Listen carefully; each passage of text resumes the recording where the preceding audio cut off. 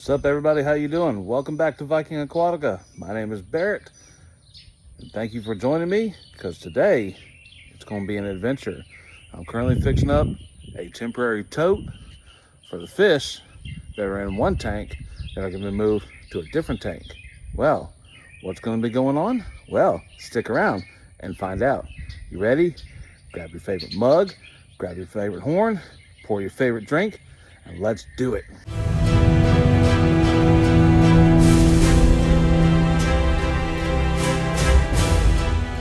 All right, y'all, so it's a bit of a mess in here, as you can see, but all that's going to be squared away. So, a little bit of backstory on this. If y'all remember, I originally got this when a nursing home here in the Houston area did not want this tank anymore, and I showed interest in it, and they're like, hey, if you want it, you can have it. Really? No money for it? No, we want it gone. Cool, bet. So I took it. When I did my measurements, and I originally input my measurements on what size tank this was, it was telling me that this was a 90 gallon. I always felt like it was a little bit more than 90. Well, I recently redid my measurements, put them in, and it turns out this is a 105 gallon tank. What we are going to do, we're going to be taking pretty much all of the fish that are in this tank. We're going to leave the frontosas. We're going to leave the two super red plecos. We're going to also be leaving the clown loaches. Clown loaches are going to stay in here as well. But everyone else, all the Americans, are coming out of here, and they're going to be going right back where they originally started, into the 75 gallon tank. So all the Africans here are going to be going in there into the 105. So that temporary tote that you saw at the beginning of the video, that is the temporary tote that is going to be holding all of the Americans. I've got their holding tank set up. I've got it with their water that they are currently in right now. That way we decrease as much stress as we can, the stress they're going to be caused. Then we're going to get this driftwood out. We're going to put that into the 75. And I've got another large fake rock decor that I'm going to put in here for the Africans. So Africans are going to have a whole lot more swimming room. They're going to have 24-inch depth.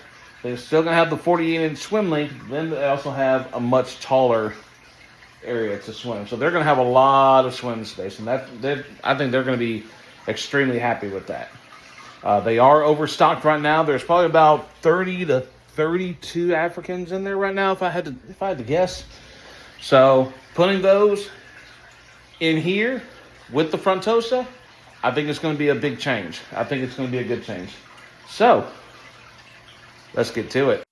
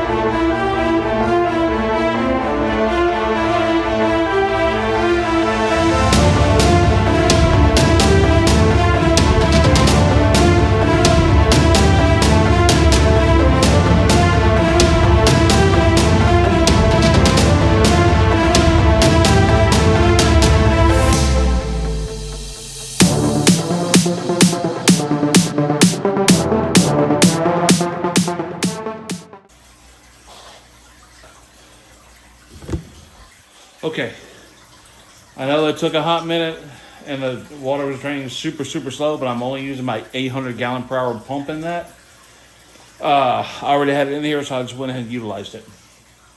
All the fish are in here. I'm going to go ahead and dose them with some Prime and some Stress Guard, and then we'll get this tank laid out the way we need to. Alrighty, as you can see, the tank has already been drained. I drained it to about 85%. A little bit more than what I normally do, but as you see, the wave maker in here has pushed the sand from here in this corner all the way back. So I'll get that strained up in here in just a little bit. But what we're gonna do is we're gonna start catching some Africans. I do have a bucket full of their tank water here, and I'm gonna be catching roughly a good handful of them with a nice large net. And then once I feel like, there's enough in here, then I'm gonna take them from the bucket in there, re-catch them with the net again. Luckily, again, there's already Stress Guard in that tank. So as soon as they get in there, they're gonna be able to start calming down. I'm gonna be having this fast pace going. Here we go.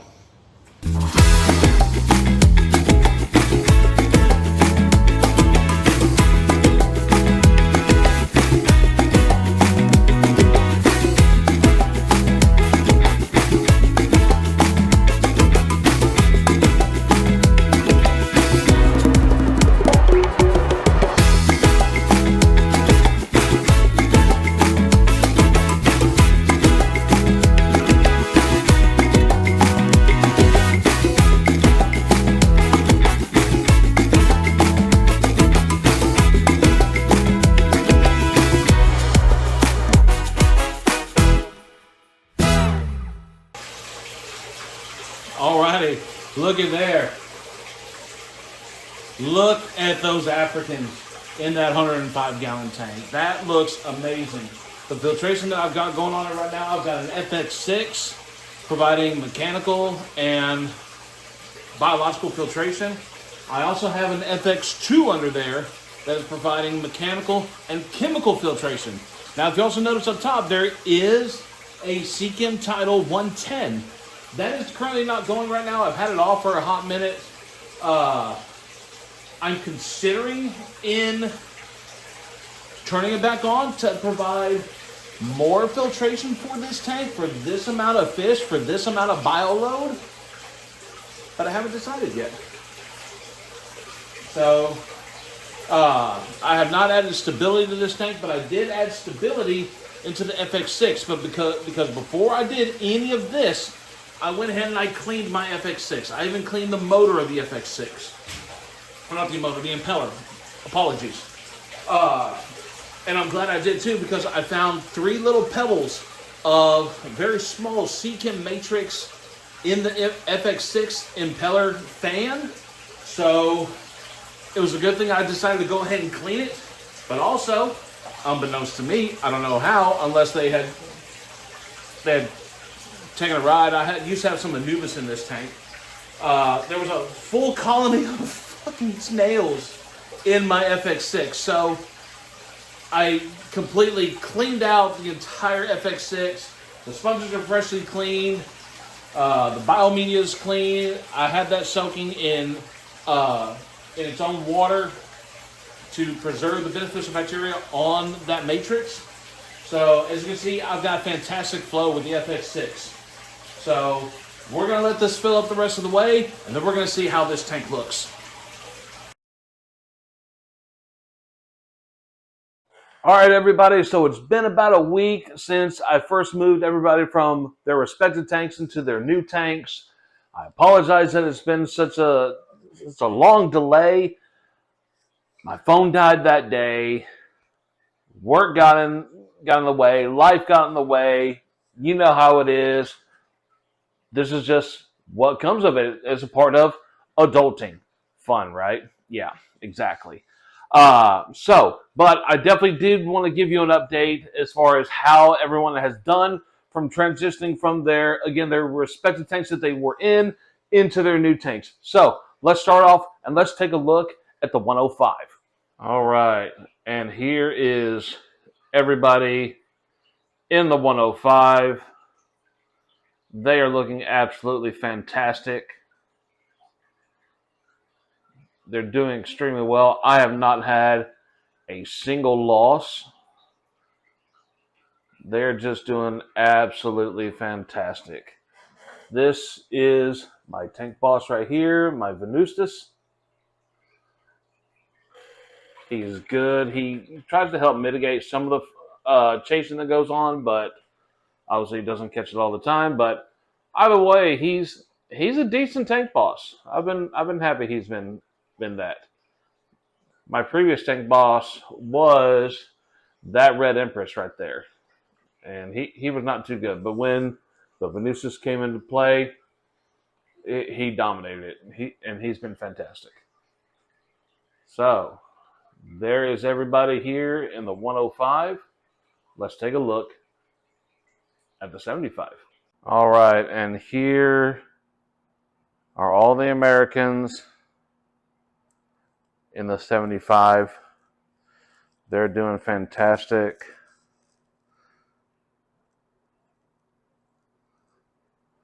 They are doing great. They're coming up. Feed me, feed me. Yeah, I'll feed y'all in a little bit.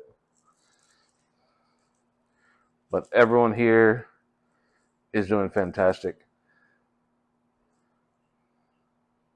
Yes, sir.